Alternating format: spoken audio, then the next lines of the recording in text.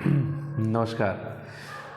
आइए आज की वीडियो में आप सभी का स्वागत है, अभिनंदन है। जैसे कि हम लोग अभी साधारण ब्याज से संबंधित प्रश्नों पे कार्य कर रहे हैं, जो कि वन डे एग्ज़ाम्स के लिए बहुत ही इम्पॉर्टेंट है। और क्योंकि वहाँ पे समय की बचत करना बहुत आवश्यक है, और इस समय की बचत को ध्यान में रखते हुए छोटे छोटे फार्मूले मैं लेकर आपके सामने आ रहा हूँ। तो बिना समय गवाए मैं अभी तुरंत हम लोग टॉपिक पे चलते हैं। और हमारा पहला आज का जो टॉपिक है वो है कि यदि साधारण ब्याज के प्रश्न में यदि कई प्रकार की दरें दी गई हों, तब हम उस प्रश्न को कैसे हल करेंगे। इसके लिए मैं आपके सामने एक एग्जांपल रखता हूँ। क्वेश्चन देखिए ध्यान से, सामने मैं पढ़ रहा हूँ। एक व्यक्ति ने बैंक से 8,000 रुपये इस शर्त पर उधार लिया कि पहले 5 वर्ष के लिए 6%, अगले 3 वर्षों के लिए 8% तथा अगले 8 वर्षों के लिए 10% वार्षिक साधारण ब्याज लगेगा। यदि वह 12 वर्ष के अंत में उधार लौटाए तो उसे कितना ब्याज देना पड़ेगा।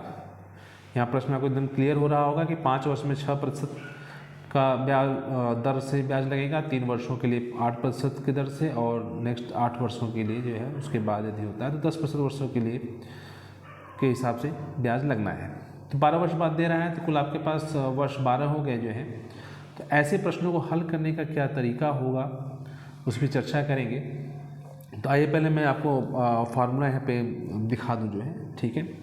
यदि मान लीजिए हमारा मूलधन जो है T1 लिया गया है, ठीक है, और कुछ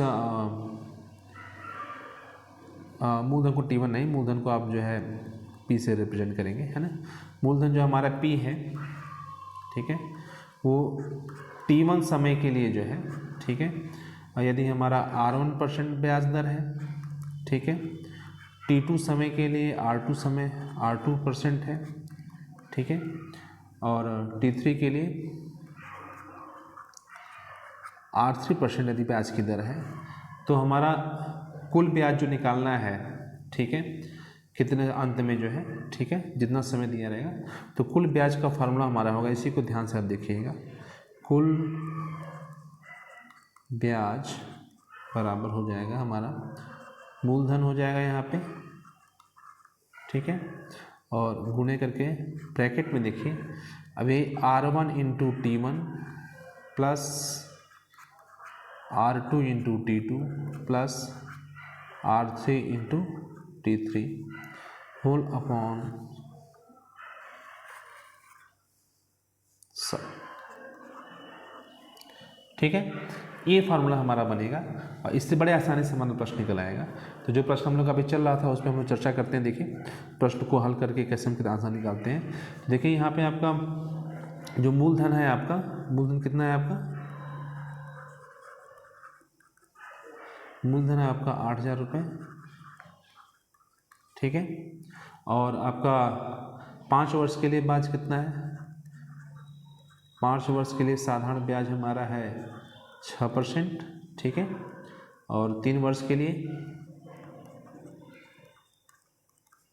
हमारा है 8%, और 8 वर्षों के लिए हमारा ब्याज जो है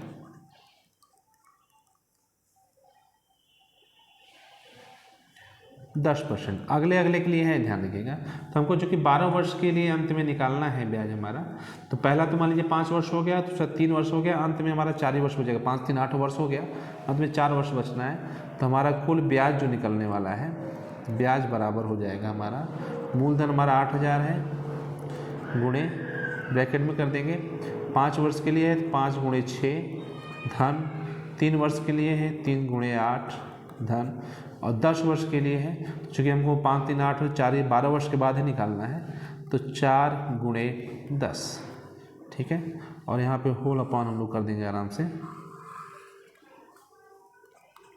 100। अब यहाँ पे देखिए ये इसके 2 जीरो जो हैं, इसके 2 जीरो से आराम से कट जाएंगे यहाँ पे, ठीक है। अब बचा इसको हम लोग हल कर लेंगे, यहाँ पे सॉल्व कर लेंगे आसानी से, हमारा आंसर निकल जाएगा। तो आपके यहाँ 80 हो गया, और यहाँ पे ब्रैकेट में कर देते हैं 30 देन 24 24 40, ठीक है।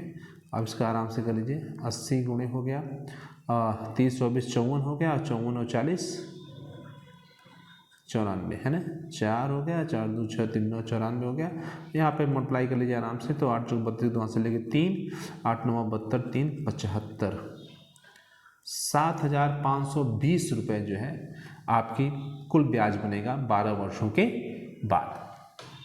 ठीक है ना, बिल्कुल आसान सा क्वेश्चन है ना। एक क्वेश्चन देखिए हम लोग और कर लेते हैं इसी पे। देखिए क्वेश्चन मैं आपके सामने अभी ला रहा हूँ। देखिए क्वेश्चन हमारा आ गया है यहाँ पे, मैं एक बार इसको पढ़ के सुना दे रहा हूँ आपको। देखिए ध्यान से, किसी धनराशि पर पहले 2 वर्षों के लिए 4%, अगले 4 वर्षों के लिए 6% और इससे अधिक समय के लिए 8% वार्षिक ब्याज जोड़ा गया है। यदि 9 वर्ष में कुल साधारण ब्याज 1,120 रुपये है तो वह धनराशि ज्ञात कीजिए। यहाँ आपको मूलधन निकालना है। ठीक है, यहाँ पे आपको मूलधन की आवश्यकता है।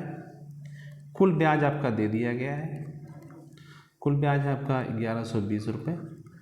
ठीक है, और पहला जो दिया हुआ है 2 वर्षों के लिए ब्याज जो दिया हुआ है, ब्याज क्या है 2 वर्षों के लिए जो दर दिया हुआ है हमारा वो 4% है। ठीक है, 4 वर्ष के लिए दर जो हमारा है वो कितना है, वो 6% है। और उससे अधिक समय के लिए जो हमारा दर है वो हमारा 8% है 4 वर्ष के बाद। तो कुल 9 वर्ष का ब्याज दिया हुआ है, तो हमारे पास 4 2 6 3 ही बचेंगे। फार्मूला हम वही यूज़ करने चल रहे हैं, ब्याज बराबर। ठीक है, देखिए ब्याज का फार्मूला हम यूज़ करने चल रहे हैं यहाँ पे। देखिए नाम से मूलधन को हम P ले लेते हैं क्योंकि हमको ये फाइंड करना है, और ब्रैकेट में आपका फिर वही हो जाएगा, 2 में 4 से मल्टीप्लाई हो जाएगा, यहाँ पे 4 में 6 से मल्टीप्लाई हो जाएगा, और फिर यहाँ पे 9 वर्षों का है तो 4 2 6 यहाँ हो गया, 3 वर्ष बच रहे हैं तो 3 से हम 8 में मल्टीप्लाई कर लेंगे अपॉन 100। ठीक है, यहाँ पे ब्याज भी हमारा दिया हुआ है 1,120 रुपये दिया हुआ है। P हमको निकालना है। यहाँ देखिए 8 हो गया, 24 हो गया, और यहाँ पे भी 24 हो गया 100। ठीक है, अब ये देखिए बड़े आसानी से यहाँ पे मल्टीप्लाई होकर इधर चला जाएगा, ये हो जाएगा 1120 गुणे 100 इधर चला गया। यहाँ पे देखिए 24 48 हो गया, 48 8 56। ठीक है, डायरेक्ट जोड़ने का भी प्रयास कीजिए क्योंकि जितना आप फ्रिक्वेंटली जोड़ेंगे उतना आसानी से जो है आपका हो जाएगा क्वेश्चन बड़े ही। आज हम ये देख लीजिए ऊपर यहाँ पे देख लेते हैं, यहाँ पे बड़े आसानी से। यहाँ पे देखिए P की वैल्यू फाइंड करनी है, यहाँ आप मल्टीप्लाई कर देंगे, यहाँ चूँकि देखिए 10 लिखा हुआ है इसको 100 कर देंगे लोग। ठीक है, तो ये हमारा हो जाएगा कितना है 1120, 2 0 बढ़ जाएगा अपॉन 56 होगा, सॉरी यहाँ पे। ठीक है ना, ये 56 होना है। ठीक है, तो यहाँ पे आपका ये 56 हो जाएगा, और 56 2 जा 112 होता है, पूरा काट देंगे 2 हो गया, और 3 0 ऑटोमेटिक लगा हुआ है, यानी कि मूलधन हमारा यहाँ पे 2,000 रुपये बड़ी आसानी से निकल जा रहा है ना। देखिए बड़ा क्वेश्चन है, बहुत कम ही समय बड़े आसानी से इसको हम सॉल्व कर सकते हैं। ठीक है, तो इससे संबंधित और भी क्वेश्चन यदि आपके पास हों, आपको कुछ दिक्कत हो रही हो, उसका पहले प्रयास करिएगा। दिक्कत होती है तो उसे कमेंट बॉक्स पे आप जरूर लिखिए, मैं उसको सॉल्व करके आपके पास पहुंचाने की कोशिश करूंगा। ठीक है, और फिर एक नई चीज़ के साथ नेक्स्ट वीडियो में आपसे मिलते हैं। तब तक के लिए आप सभी को गुड बाय।